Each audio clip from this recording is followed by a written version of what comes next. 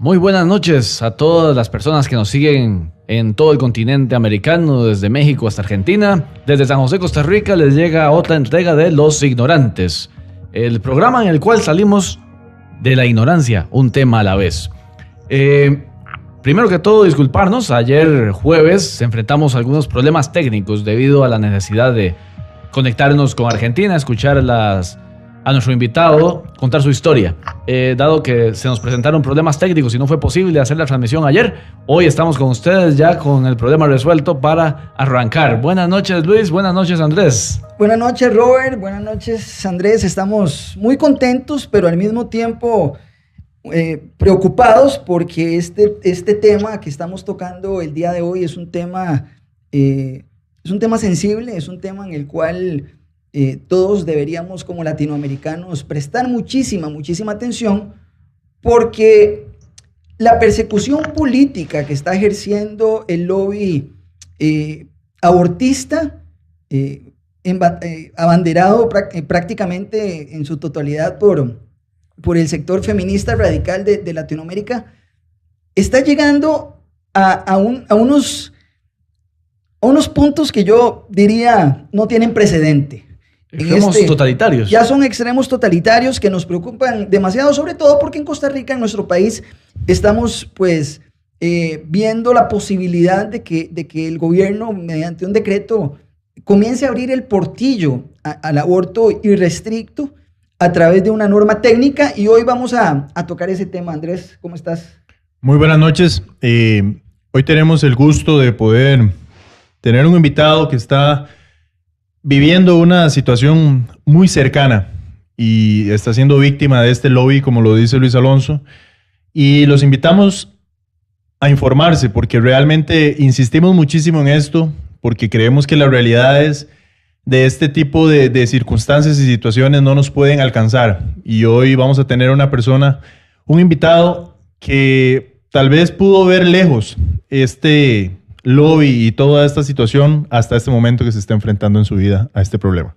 Doctor Leandro Rodríguez Lastra, bienvenido desde Costa Rica. Le mandamos un gran abrazo. Él nos está comunicándose con nosotros a través de Skype. Ayer Leandro, no tuvimos la oportunidad de poder hacer la conexión, pero hoy estamos ya en vivo y en directo con todos nuestros seguidores, agradeciéndole su tiempo y pues muy lamentable esta situación. Quisiéramos pues darle la bienvenida al programa y deseándole lo mejor para usted y su familia. Bienvenido, don Leandro.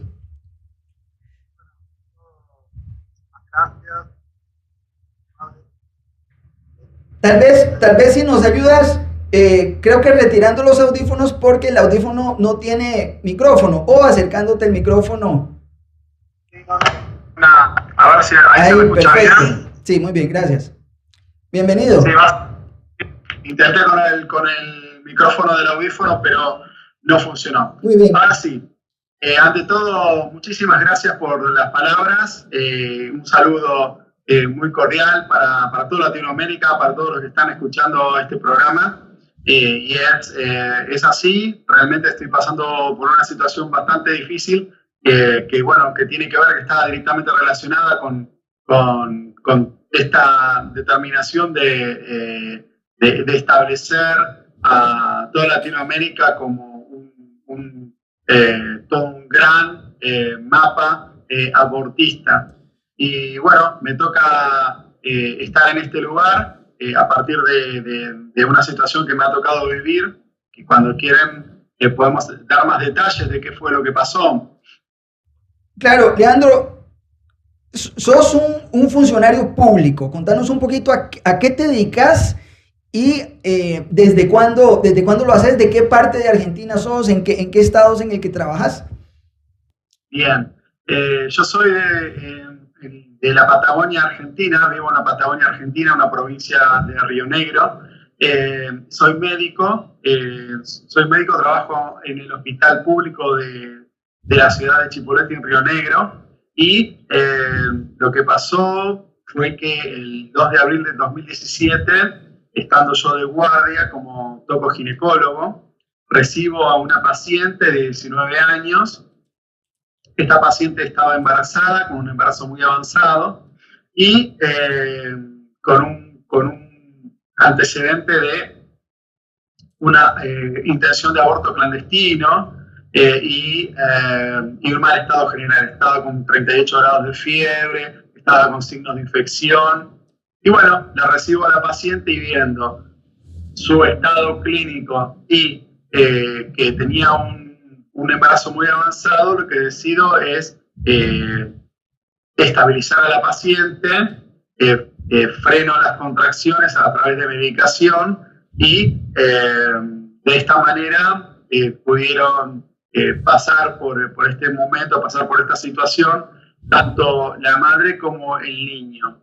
La situación derivó en que posteriormente se seguía con la idea, o sea, no había nadie que se oponga a esta idea de que el embarazo era muy avanzado como para realizar una interrupción. Por lo tanto, se decidió seguir, siempre con el consentimiento de la paciente, se decidió seguir el embarazo hasta las 35 semanas, aproximadamente 8 meses de embarazo, para que nazca un niño viable. Y como resultado, hoy hay un niño que está en una familia adoptiva, que está creciendo en un ambiente absolutamente sano y normal, y una paciente que está, por supuesto, con seguimiento por servicio de psicología, porque pasó por un trauma muy importante que fue la violación. Porque cabe aclarar que la paciente, después de manifestar su intención de interrumpir el embarazo, también había manifestado que ese embarazo era producto de una violación. Eso no fue inmediato, pero en la medida que la paciente se internó y era interrogada por los distintos profesionales del hospital, informó esto que estoy diciendo. Por lo tanto, hay 2 pacientes que están vivos, tanto la madre como el bebé. ¿Cuáles son las condiciones en las que llega ella que te indican que hay que tratarla médicamente? ¿Cómo son esas condiciones cuando ella ingresa al hospital? Cuando ella ingresa al hospital estaba con fiebre, estaba con dolores abdominales, estaba en un mal estado general, ¿sí? Estaba con decaimiento, no tenía plena lucidez al habla, que es normal cuando uno está así agotado, con un estado así febril, ¿no? No estábamos bien lúcidos en ese estado. ¿Había ingerido ella algún tipo de medicamento antes de ingresar al hospital? Ella había recibido una medicación abortiva que, si bien yo podía suponer que se trataba de una medicación en particular, no podía tener la certeza absoluta de que se tratase de eso. Y estamos hablando del misoprostol. ¿Perdón? ¿Usted sospechaba que era misoprostol? Absolutamente, sí. Era lo más probable, y después se nos ha dicho que sí, que esta medicación era. Sin embargo, al ser de una fuente clandestina, es decir, no fue un embarazo iniciado por un médico diplomado, ni mucho menos, sino por alguien que le dio la medicación a través de podría decir que una institución ya, porque ya se establecieron, tienen una protección de parte de la política, de parte de los sectores de poder.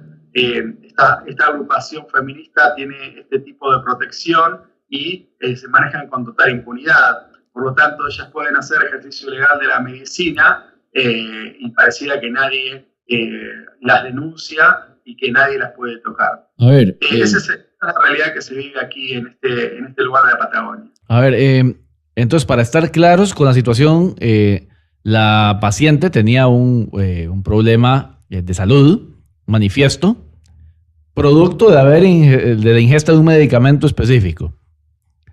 Entonces, sí. Usted como médico interviene en la situación, ve el peligro para la salud de la madre, interviene salva ambas vidas porque para eso se supone que sus conocimientos profesionales brindan la ocasión. Y a raíz de eso, ¿qué consecuencias jurídicas se producen? Bien, a partir de eso recibo una denuncia.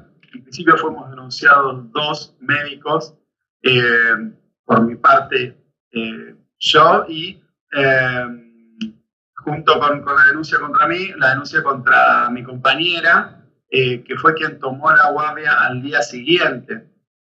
Fuimos 2 acusados de violar una ley de aquí de la provincia de Río Negro, es una ley provincial que de algún modo regula lo que es el tema del aborto, ¿sí? Porque, a ver, siendo que el Código Penal de la República Argentina penaliza el aborto, ninguna ley puede contradecir a esto porque estaría en una instancia superior en jerarquía legal, por lo tanto no puede establecer un nuevo derecho, una ley provincial. Y esta ley lo que hace es eso, regula el acceso de las pacientes a la interrupción del embarazo. Aseguran quienes acusan que nosotros hemos violado esa ley y se inició un proceso judicial que en el medio mi compañera queda sobreseída y bueno, en mi caso se llega a una instancia que está por finalizar ya en los próximos días, dado que el 13 de mayo comienza el juicio oral hacia mi persona por estos cargos que yo acabo de decir, incumplimiento de los deberes de funcionario público en vistas de haber violado una ley provincial. A ver, para quedar un poco claros, para que nuestro público, nuestros televidentes puedan entender la cosa. El médico es acusado de incumplimiento de deberes por salvar las 2 vidas. Cuando se acusa el incumplimiento de deberes, se supone que hay un deber implícito que es el que debe ser cumplido. En este caso, entonces, la conducta esperada del médico era practicar el aborto. O sea, sí, había una obligación legal de practicar el aborto. Podría ir más allá, porque ya no se trataba de un aborto. Era un niño de 5 meses que estaba vivo y su vida, si salía del vientre materno, corría serio peligro.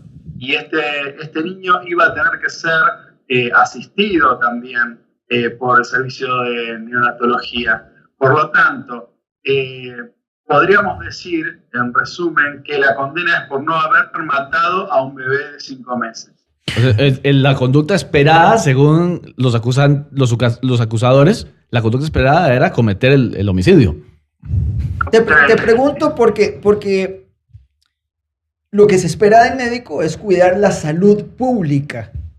Y la salud pública tiene que ver con salvar vidas. Si llega una ambulancia con una persona que se accidentó, tu función pública es hacer todo lo que esté a tu alcance para que esa persona sobreviva al accidente. Eso es lo que dice la lógica, el sentido común y lo que establece la norma legal, hasta donde sabemos, del juramento que hiciste en ese momento. Y siglos de práctica médica. Y siglos de práctica médica. Entonces, esta muchacha nos mencionas que ¿qué edad tenía cuando llega con el embarazo? Tenía 19 años la paciente. Es mayor de edad. ¿Ella te edad. externa que no quiere tener ese bebé? Perdón, si me manifiesta que no quiere tener el bebé, me pregunta. Correcto. Sí, que me manifiesta que no quiere tener el bebé. No me manifiesta que la habían violado, pero me dice yo no quiero este embarazo. Ok, entonces Ahí, podríamos asumir. digo, no se puede hacer mucho porque vos estás mal y porque tu bebé ya tiene 5 meses. Ok, entonces, para complacerte a que no tengas el bebé, tendrías que morir. Prácticamente es lo que le dices. Entonces, no te puedo complacer porque te tengo que salvar. Y en el transcurso voy a ver si logro también salvar al bebé. Ok, Podríamos pensar entonces que es la madre biológica, esta muchacha de 19 años, la que tiempo después de que logra salvar las 2 vidas, es quien te denuncia. No. Ok, ¿podríamos pensar que es su familia la que te denuncia? Tampoco. Ok, entonces, ¿quién es el que te denuncia? Si todo parecía una historia feliz en donde la muchacha salió a salvo, el niño hoy fue adoptado, está feliz, ¿quién te denuncia?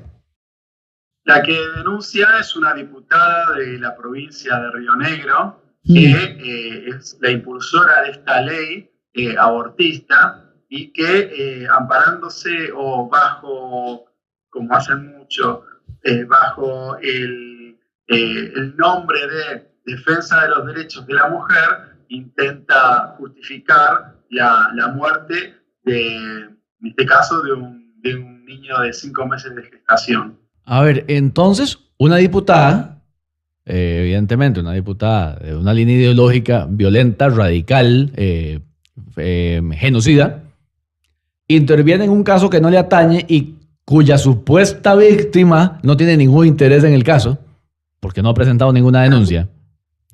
Y esa persona se siente legítima. No presentó la denuncia de ninguna manera. Y bueno, no hay que olvidar que en lugares como el que estoy viviendo, el poder que da la política permite el acceso a determinadas esferas, desde lo judicial, fiscales, etc. Entonces, no es de sospechar o no es de dudar que esta presión se haya ejercido sobre estos entes judiciales de manera de llevar adelante el juicio. Yo me pregunto cómo llega la situación a conocimiento de esta persona, porque se supone que en principio hay un derecho a la privacidad de los pacientes, donde si a una persona se le trata por un padecimiento determinado, eso no tiene por qué trascender más allá del paciente y el centro hospitalario. ¿Estoy equivocado? De ninguna manera estás equivocado. De hecho, es una de los grandes errores, de los grandes fallidos dentro de la denuncia. Y que también demuestra, como acabo de decir, demuestra el poder que ejerce esta diputada, que de hecho voy a evocar algo que figura en el expediente judicial, y en el expediente judicial la diputada cita textualmente escritos de la historia clínica, siendo que la historia clínica es un documento que, si bien pertenece a la paciente, no es de acceso público. No puede cualquiera acceder a una historia clínica de un hospital, porque en ese caso, como usted bien dice, se estaría violando el secreto médico, en principio, y Espuria, así como se violan, como se pretenden hacer figurar que yo he violado una ley. Bueno, sistemáticamente se han hecho distintas violaciones en el ejercicio de esta presión política que yo sigo sosteniendo que la hay, simplemente para que esto derive en un juicio hacia mi persona. Doctor Leandro, bueno, viendo lo que nos cuenta, nos damos cuenta que se están forzando muchísimas cosas para encontrar algún delito en un acto de plena ética. ¿Usted tiene conocimiento si la muchacha ingresa a las 22 semanas de gestación? Podríamos presumir que a las 16 semanas antes, por decirlo algo, cuando ella se da cuenta de su embarazo, ¿hay alguna denuncia de violación hacia ella? ¿Interpone alguna demanda, que fue violada, que fue agredida, que fue víctima de algo?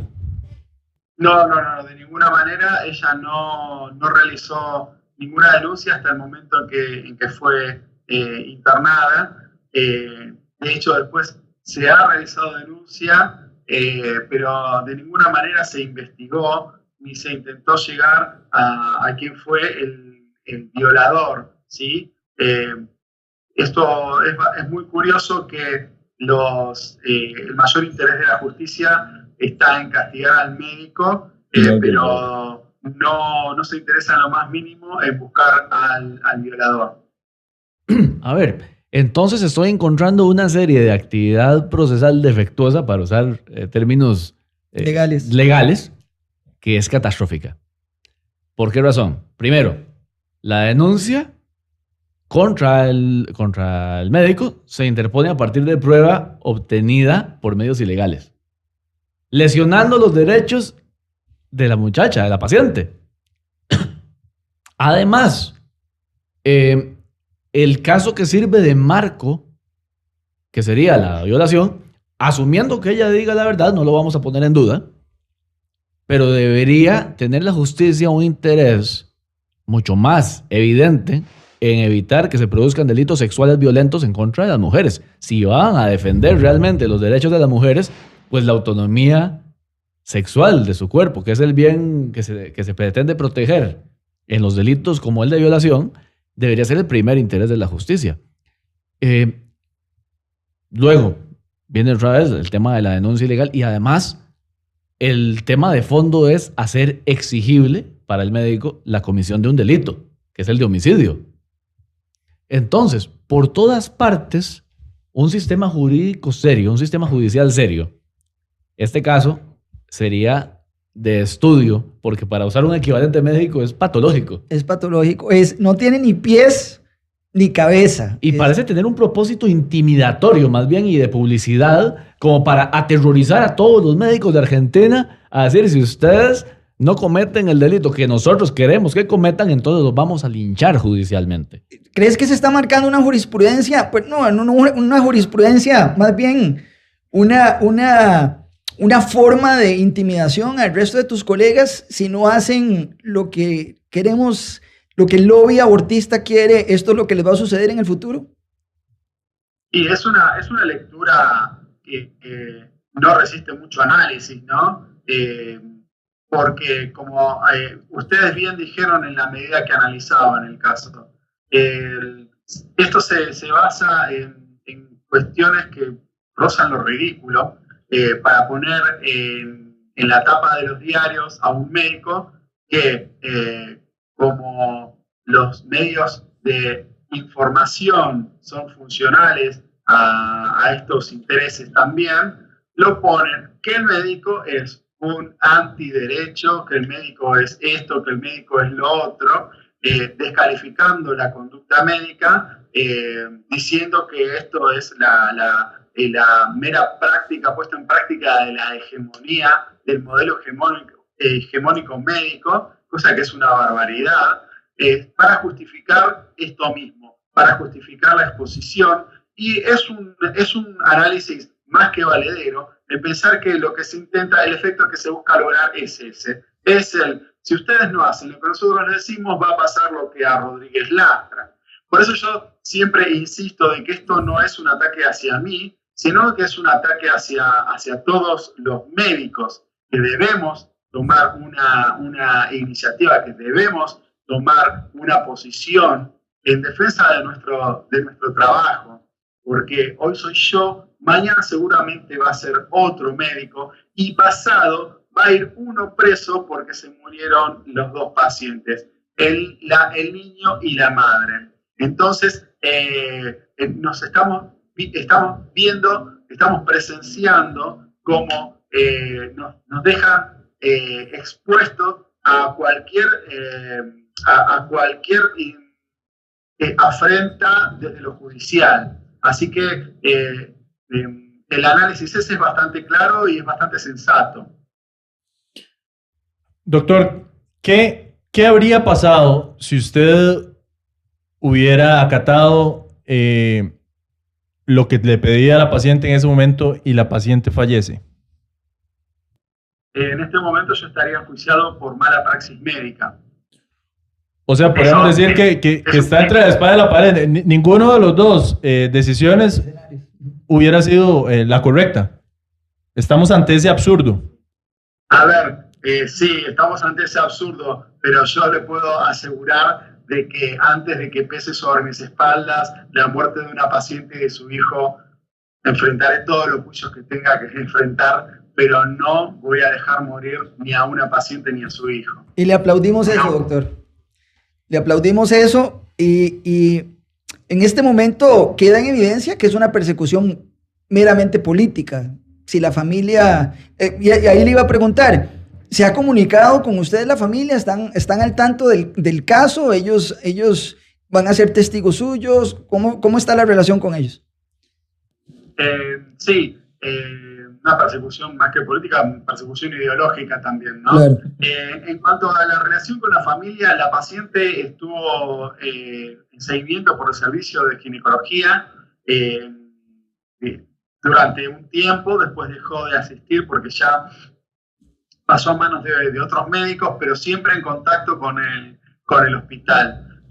No tenía desde un primer momento una comunicación muy fluida con los médicos porque siempre fue una persona muy reservada y tenía mayor comunicación, por ejemplo, con mi compañera, que seguramente por afinidad que también era mujer, ¿no? Pero no hubo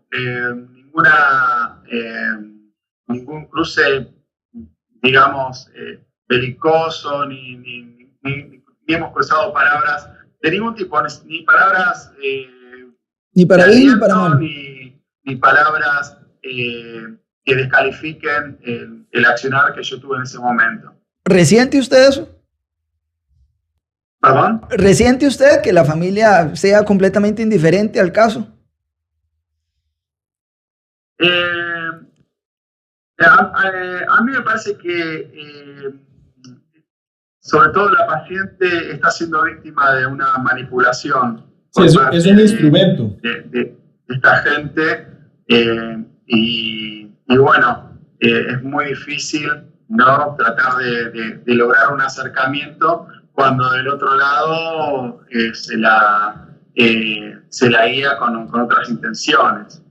El caso es que me llama la atención precisamente esa, llamémosla indiferencia, porque quienes intervienen en el caso son otros, pero de una forma que solo puede llamarse hipócrita. Dicen defender los derechos de la muchacha, derechos que ella nunca consideró lesionados, pero no mueven un dedo para perseguir al mayor abusador. El violador es el ganador de toda esta situación. La supuesta diputada supuestamente feminista está protegiendo al violador. Exacto.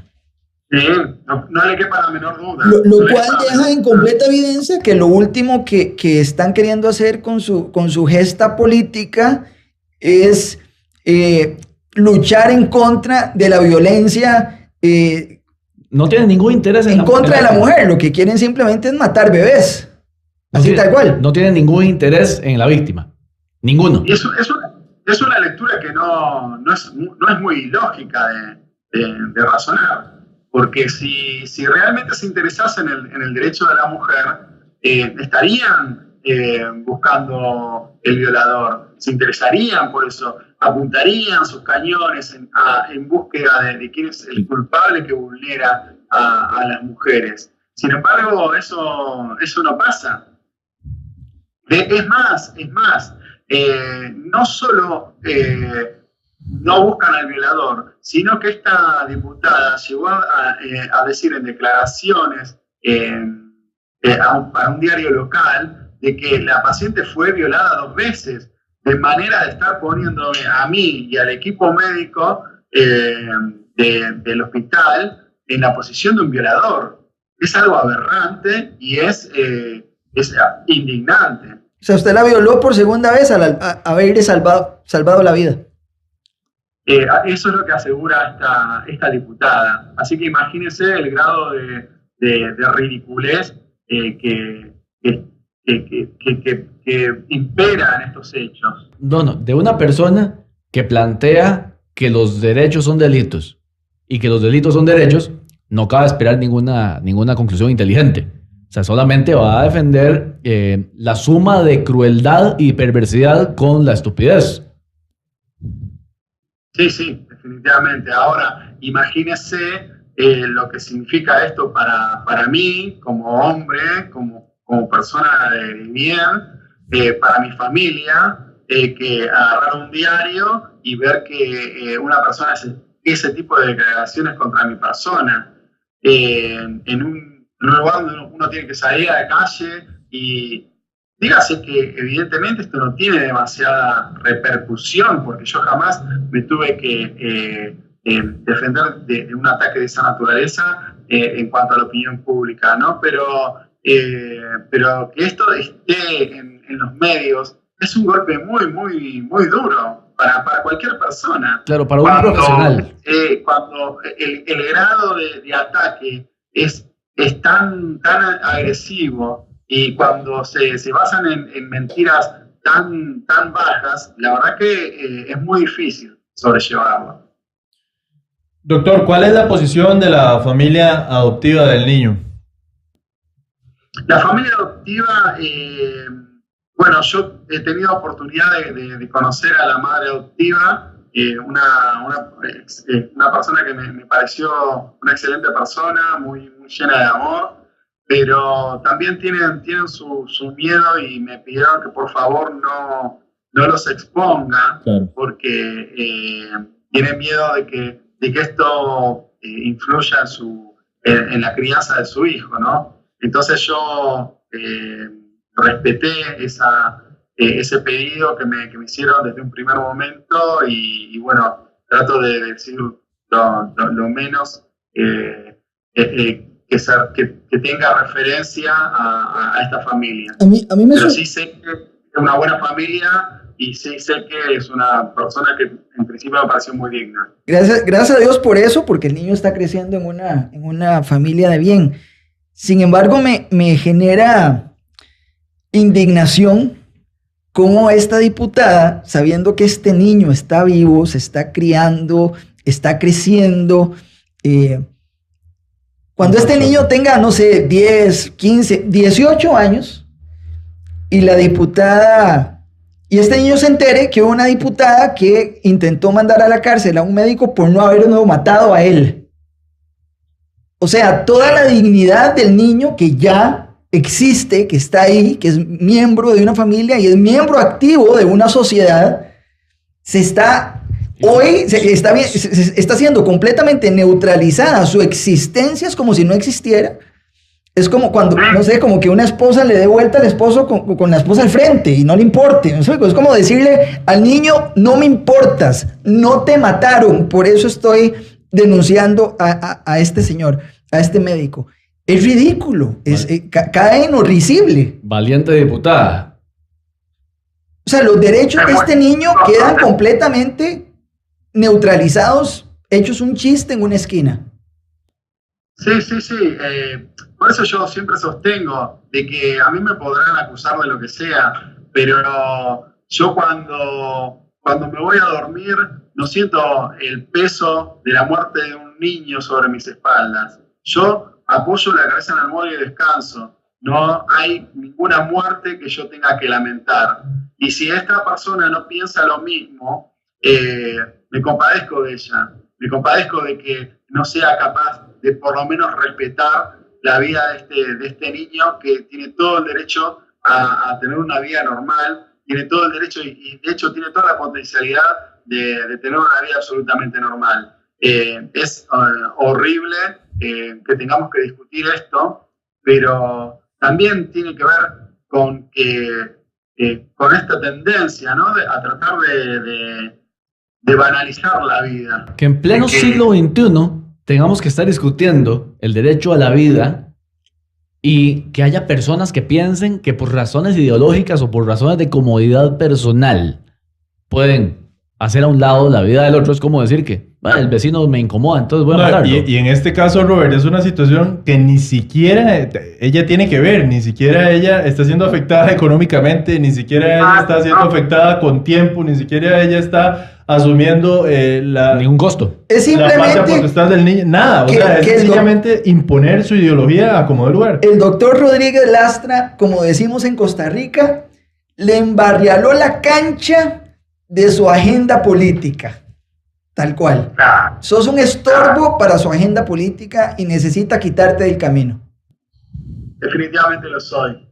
Pero bueno, encontré con la sorpresa de que no callo y de que no bajo los brazos ante las injusticias y de que soy una persona que va a seguir adelante hasta las últimas consecuencias, fundamentalmente porque sé que la vida tiene un valor y ese valor tiene que ser respetado.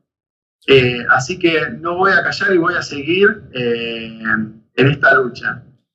Esta diputada, precisamente, la señora Marta Milesi, que aquí estamos viendo su fotografía en pantalla, ella pues es conocida por no solamente impulsar leyes a favor del aborto, también la eutanasia. O sea, es muy evidente que su agenda es clara. Y que no es una agenda que quiera ver vivir a las personas vulnerables. Exacto.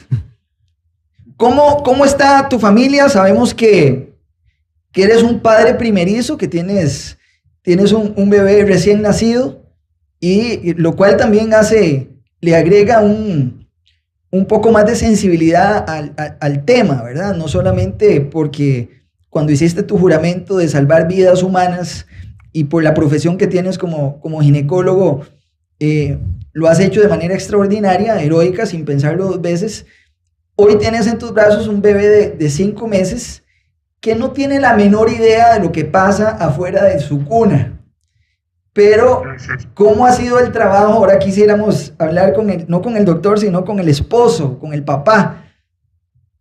Es impresionante cómo los bebés captan cuando los papás están tensos, están estresados, están pasando por un mal momento, a veces económico, de trabajo, lo que sea. ¿Cómo haces para manejar el estrés, la presión, la tensión de esta situación con tu esposa para que tu bebé ni se entere? Absorba lo menos posible. Exacto. Es muy difícil, sinceramente es muy difícil. Uno es humano y también por momentos baja los brazos, uno por momentos se siente vencido y no creo que esté mal que nos permitamos eso, tanto desde lo personal como con mi mujer, con quien siempre lo charlamos, con Roxana se llama mi mujer, siempre lo charlamos y siempre nos permitimos de repente bajar los brazos, estar mal, porque es una situación muy, muy difícil. Acá está en juego lo personal, por lo que decía recién y por el juicio que intentan establecer sobre mi persona a través de los medios. Está en juego mi vida profesional porque este delito tiene como pena la inhabilitación temporaria de la matrícula como médico. Está en juego mi vida laboral porque a partir de eso yo ya no podría trabajar en los hospitales públicos. Así que hay muchas cosas en juego y es muy difícil intentar crecer como familia sin poder vislumbrar un horizonte posible. Porque si triunfa esta ideología, si triunfa la presión política y si mañana yo soy condenado, el horizonte que nos espera va a ser bastante cuesta arriba. Así que el acompañamiento de mi mujer, este pacto que tenemos entre los dos para que nuestro malestar quede entre nosotros y nuestro hijo reciba lo mejor de esto, por más que uno no pueda ver luz en la oscuridad, pero uno siempre intenta encontrar ese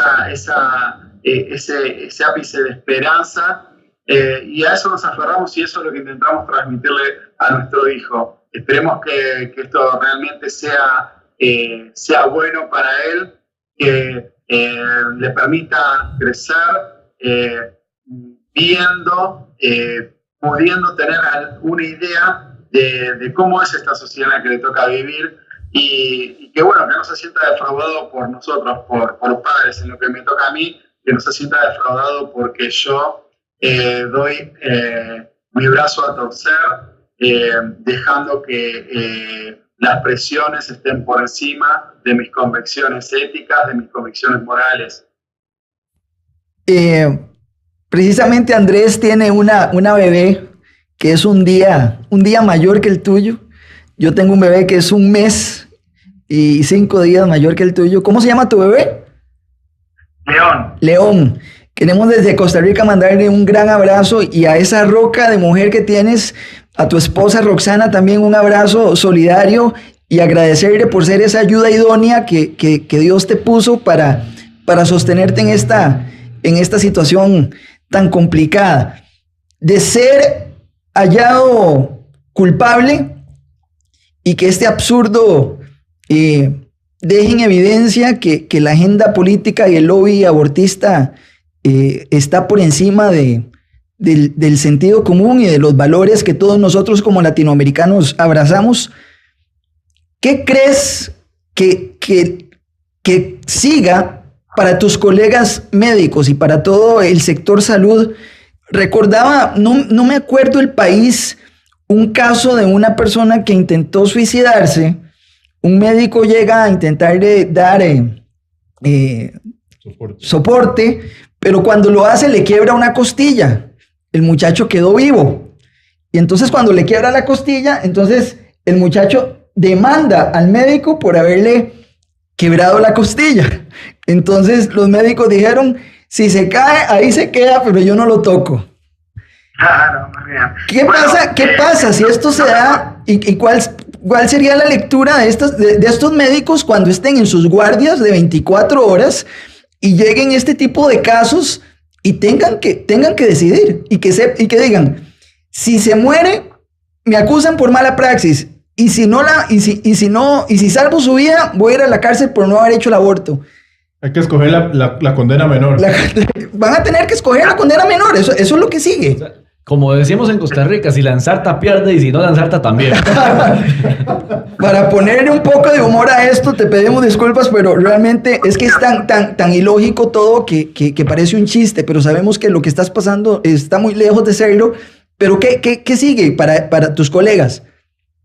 En caso de que el veredicto sea negativo. Pregunta interesante porque es bastante incierto lo que puede ocurrir. Lo que puedo plantear es lo siguiente. En el hospital donde yo trabajo, por ejemplo, no se consiguen médicos ginecólogos.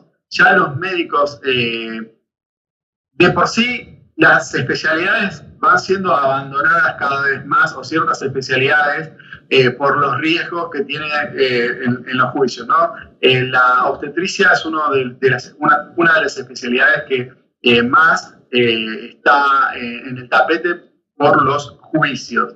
Por lo tanto, ya de por sí, el estudiante de medicina no quiere especializarse en obstetricia. En el hospital donde yo trabajo hay una escasez de médicos, no alcanzan los médicos para cubrir las guardias de todos los días. Y esto no solo pasa aquí en las ciudades de Cipolletti donde yo vivo, sino en las ciudades cercanas. ¿Con qué intención se le puede invocar a un médico para que venga a trabajar en este sistema de salud si ocurre esto? Bueno, la consecuencia que seguramente va a traer va a ir en detrimento de la salud pública. Los hospitales públicos ya no van a haber médicos capacitados, no van a haber médicos aptos para la buena atención pública. Eso es lo que yo puedo vislumbrar desde este lugar. Los médicos van a elegir irse a el ámbito privado, donde evitan este tipo de cuestiones, porque están un poco más seguros y más resguardados. Y esto va a derivar en que los hospitales van a quedar vacíos de médicos. Eso es la primera evaluación que puedo hacer ante esta situación. Pero lo cierto es que no se puede predecir porque la crisis de salud que se está viviendo hoy en la Argentina no se va a ver para nada mejorada si continúan este tipo de situaciones a lo largo y a lo ancho del país, ¿no? A ver, estamos valorando entonces que los médicos evidentemente van a tratar de evitar conflictos legales, evitando las especialidades que pudieran llevarlos a un curso de colisión con esa ideología. Es decir, los propulsores de esta ideología están dispuestos a que se pierdan las vidas que se tengan que perder con tal de que los médicos que queden sean obedientes a los dictámenes de su ideología y no al criterio clínico. ¿Estoy en lo cierto? Así parece. Sí, coincido. Es esa mi lectura, por lo menos. Y no es una lectura muy fantasiosa. En el día de hoy está ocurriendo esto y con ciertas especialidades. Insisto, la ginecología y obstetricia es una de las que están a la cabeza de esto, pero también en traumatología, también en cirugía. Los alumnos egresados de la Facultad de Medicina no quieren saber nada con especialidades que puedan poner en riesgo o su libertad o su bienestar económico, porque todo en definitiva termina afectando con juicios que uno tiene que pagar, ¿no? con demandas civiles. Claro. Así que bueno, sin embargo, ojo, que esta gente tampoco es tan improvisada, dado que en las facultades ya se está de a poco metiendo el germen de esta ideología, ¿sí? Para ser más claros, yo era docente de la Universidad del Comahue, que queda aquí en la Patagonia, y a partir de esto que ocurrió, sin que haya un fallo firme, sin que esté demostrada mi culpabilidad, sin embargo a mí no me permiten trabajar en la Universidad del Comahue, violando aún lo que establece el estatuto de la universidad en cuanto al contrato de médicos. Entonces ya hasta lo académico se dejó de lado para dar lugar a lo ideológico. Sí. Si uno no encuadra en la ideología, es dejado de lado y que venga otro que siga nuestra ideología y que sea afín a nuestros intereses ideológicos. Sí, se está silenciando la buena educación y deconstruyéndola totalmente. Y ya sos culpable antes de que se compruebe lo contrario. Es al revés. Bien, eso es así. Exacto. Acá parece que uno es culpable hasta que se demuestre lo contrario. Es así. Antes te preguntábamos en la calidad de médico. Luego Luis te pregunta por Leandro, el esposo, el padre de familia. Yo voy a preguntarle a Leandro, el ciudadano. Antes de que te vieras involucrado en esta situación, ¿cuál era tu actitud respecto a esa corriente ideológica? La verdad que la veía muy de afuera. Veía que crecían estas ideologías y no me parecía que fuesen tan dañinas, que tuvieran una influencia demasiado importante. ¿No notabas que tenían ese matiz totalitario? ¿No lo habías notado aún? Que tuvieran ese matiz totalitario. No, de ninguna manera lo veía. No miraba muy de afuera, nunca me involucraba, porque no compartías ese ideario. Sin embargo, en la medida que van pasando estas cosas, uno va viendo que es el poder que tienen se va acrecentando y que sus intenciones son bien claras y ya no dejan nada a la imaginación. Es decir, está bien, claro, buena intención de ellos. Es decir, vos no eras un enemigo político, no eras un blanco visible, no eras un activista pro vida, eras simplemente el que se atravesó en el momento para convertirlo en el chivo expiatorio, ¿no? El que hizo su trabajo. El que hizo su trabajo, pero se atravesó en el tren ideológico. Es decir, me llama la atención y la reflexión a la que quería llegar y por lo que te hago la pregunta, es por nuestra actitud como ciudadanos. Claro. Es decir, lo estamos viendo de afuera, que va, eso no es conmigo. Me hace pensar mucho también en el reverendo Niemöller, que es viviendo en la Alemania nazi. Vienen por los judíos. No, yo no soy judío. Yo no soy judío. Vienen por los el señor Soros, que también era judío, que se dedicó a entregar judíos, porque dijo, si alguno no los entrega, si yo no los entrego, alguien más los va a entregar. Y tiene que ver un poquito con la dinámica, y excelente ese comentario que hiciste, Robert, porque tiene que ver un poquito con la dinámica que ejecuta y gesta la idea de que nazcan los ignorantes, precisamente porque no solo padecemos esta enfermedad de la ignorancia en muchísimos temas, sino que muchas veces somos ignorantes deliberados. Somos ignorantes porque queremos ser ignorantes precisamente por la indiferencia política, que hasta que no nos pasa algo, te comentaba fuera de cámaras cuál fue temprano nuestra situación, la cual gestó que quisiéramos ser ya menos indiferentes. Y entonces me llama la atención también, como a Robert, que le sucede a una de esas personas, que son la mayoría, que son indiferentes a que las agendas ideológicas se están metiendo en las escuelas de nuestros niños, en los colegios de nuestros niños, en su educación sexual, etcétera, etcétera, etcétera. Y nosotros lo vemos como un mundo aparte, como un mundo que eso no es conmigo. Y que te tocara precisamente a vos, que tocara a tu familia, que tocara tu integridad, tu dignidad, toda tu fase profesional y humana, es un llamado de atención a todos esos profesionales en todas las áreas que son indiferentes a estas cosas y que a veces las llaman de conspirativas. No, tú eres muy conspirativo, vos sos muy conspirativo y eso aquí nunca va a pasar. Realmente es un llamado de atención a toda esa indiferencia. Es un llamado de atención. El próximo, va a haber un próximo, ya no voy a ser yo, pero va a haber un próximo. Y de hecho ya hubo un anterior. Ahí se va a dar cuenta de cuál es esta realidad. Y llegará el momento en que nos salgamos de esta zona de confort los profesionales y asumamos que tenemos que defender nuestro trabajo, defender nuestras convicciones, defender cuál es el sentido de nuestra profesión, que es cuidar la salud, cuidar la vida.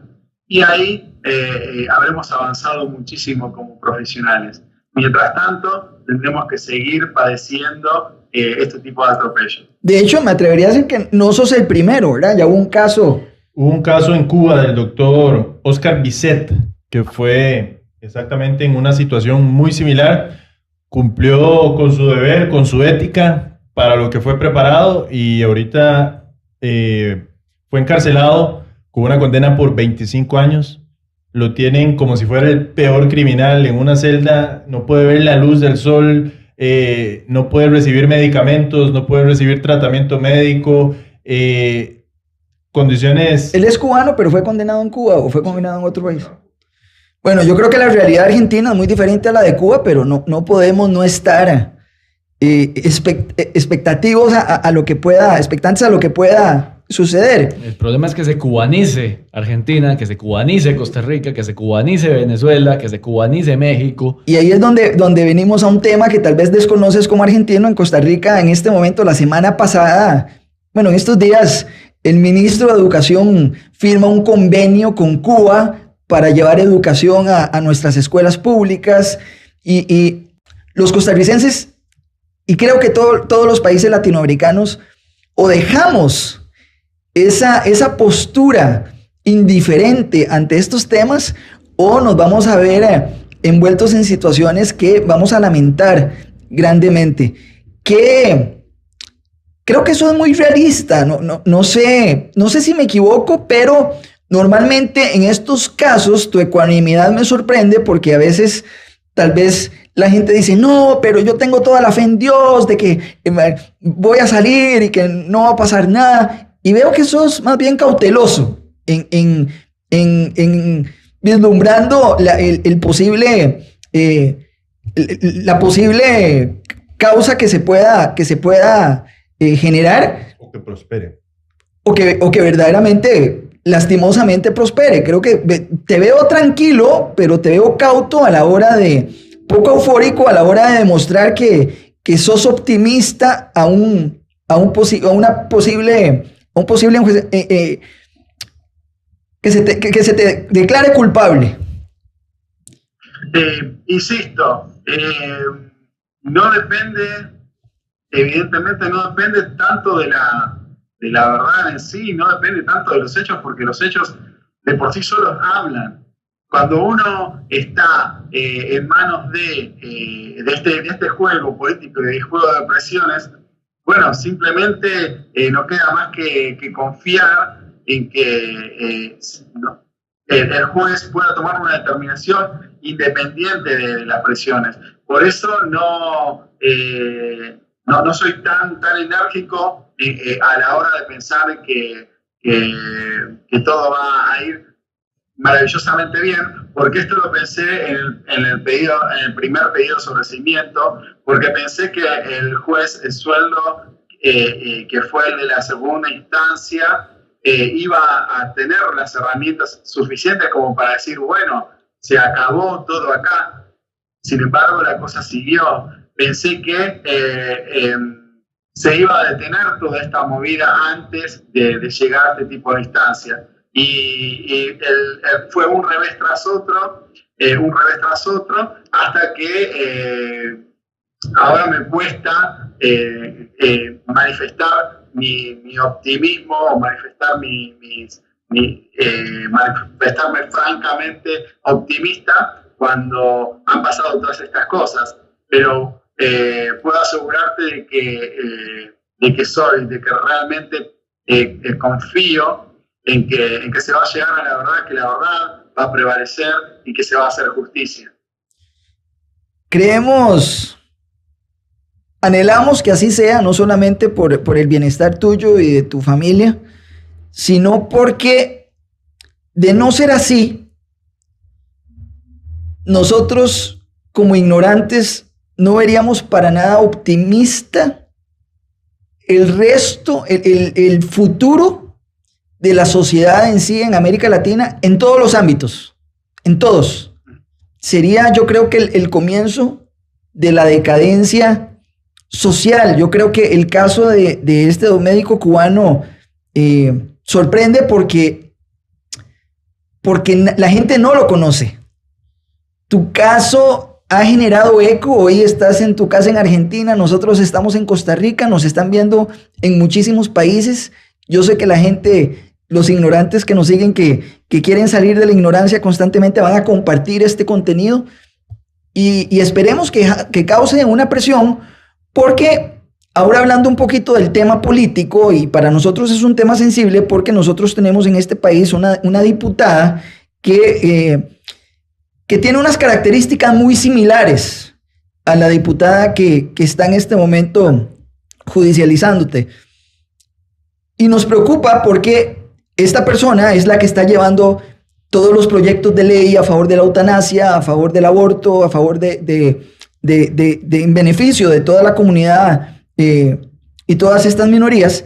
Y nos preocupa que este tipo de casos comiencen a darse en nuestro país. Sin embargo, pensaríamos que políticamente hablando,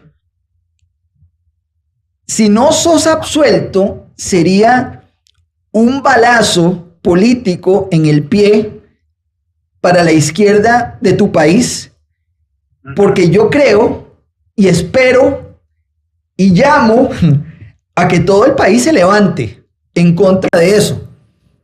Eso es fundamental. Hablaba recién de que esto marcaría un paso a la decadencia.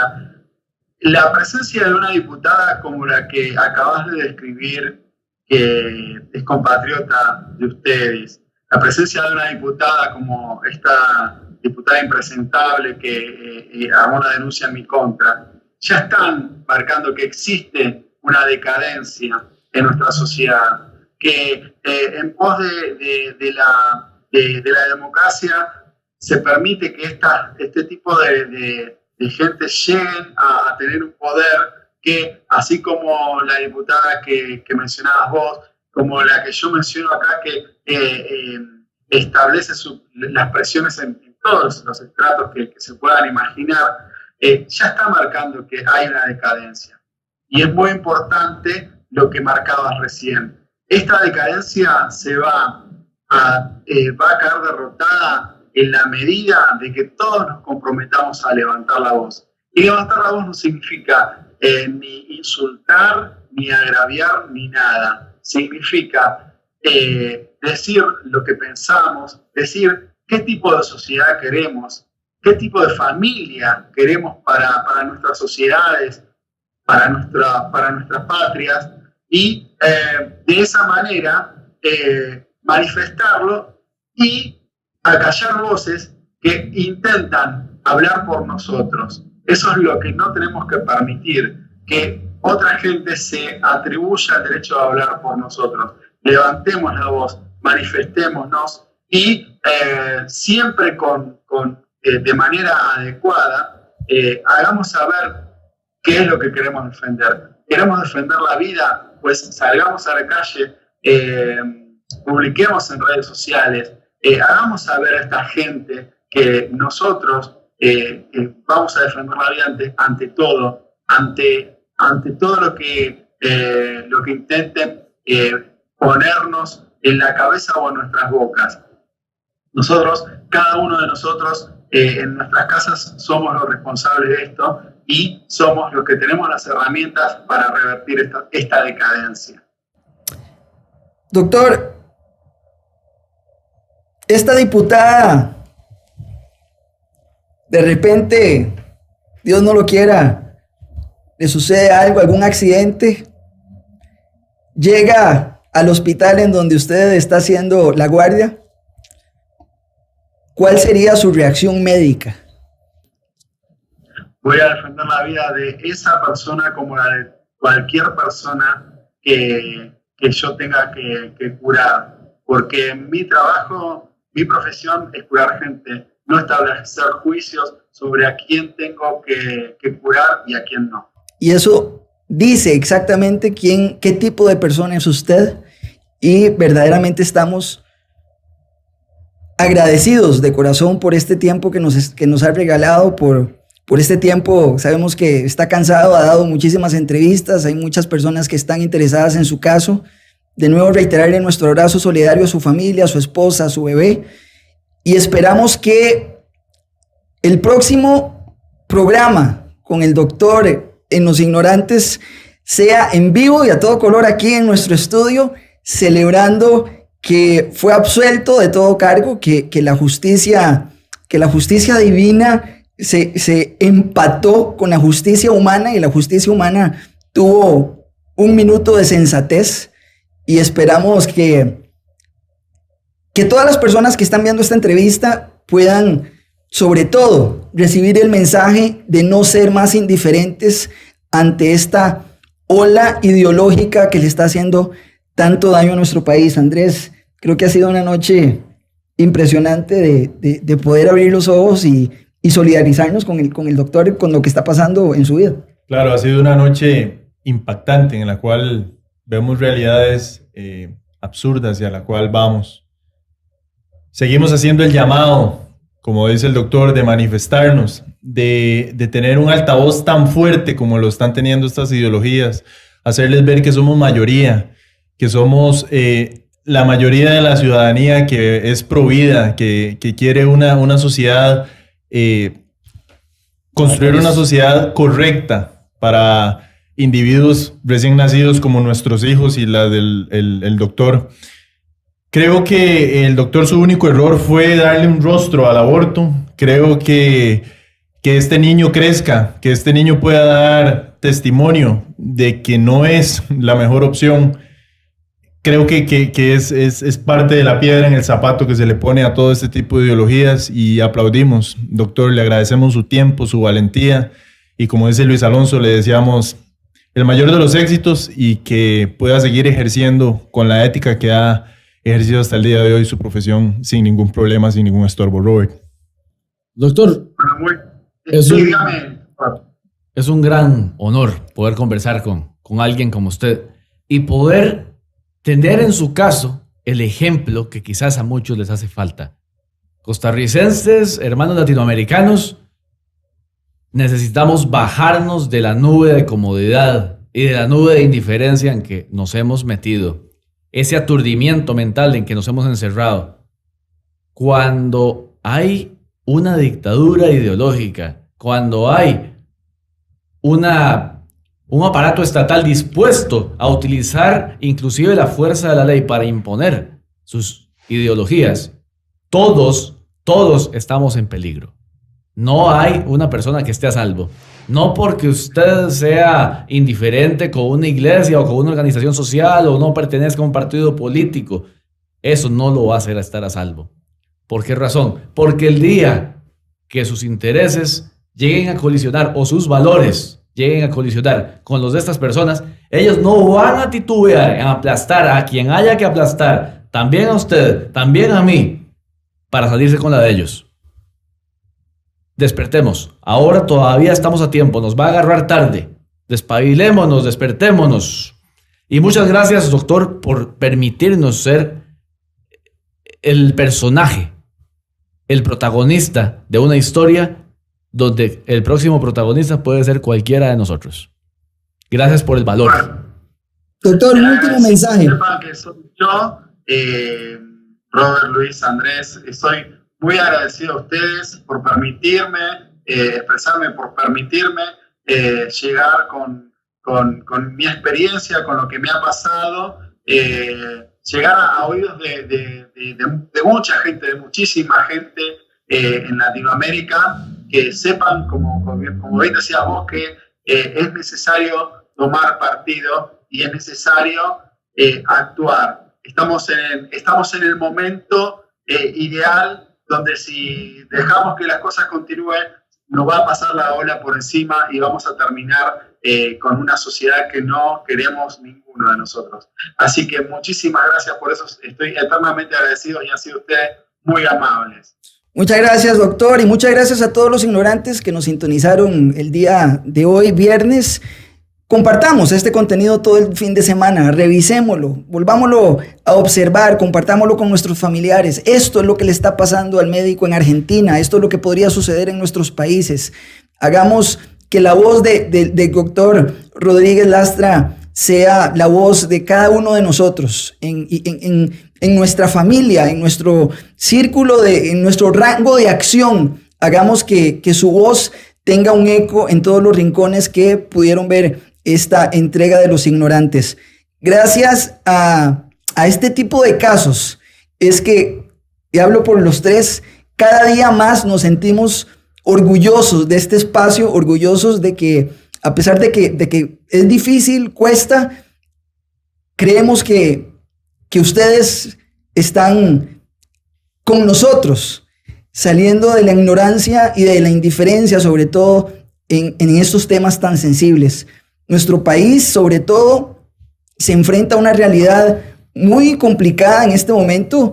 Convenios con Cuba para entrar en educación, diputados que solamente están fomentando proyectos de ley ideológicos con tal de mantener a la población completamente distraída de los temas contundentes como la educación, como la seguridad, como la economía. Tenemos la tasa de desempleo más alta en la historia y estos diputados se están preocupando por proyectos de ley de eutanasia y matrimonio igualitario, cosas que en este momento no son prioritarias y que la sociedad en este momento está resintiendo el desapego político que está teniendo el gobierno con sus ciudadanos. Así que tomemos nota, esto nos puede suceder a nosotros y los invitamos para que sigan apoyándonos en nuestras redes sociales, @losignorantestv, y que puedan seguir compartiendo todo el material que semana a semana les vamos entregando a todos ustedes.